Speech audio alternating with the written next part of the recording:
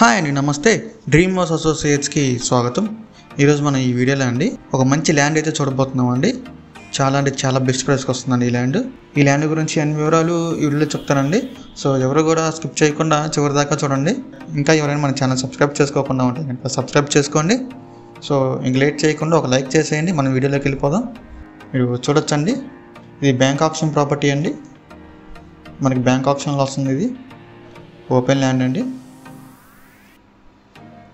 ఇది లొకేషన్ వచ్చేసి గుట్టిమొక్కలు అండి, కంచికచర్ల దగ్గర. ఇక్కడ మొత్తం వచ్చేసండి ఇది 327 స్క్వేర్ యార్డ్స్ ఉందండి. వెస్ట్ ఫేసింగ్ వస్తుంది ల్యాండ్.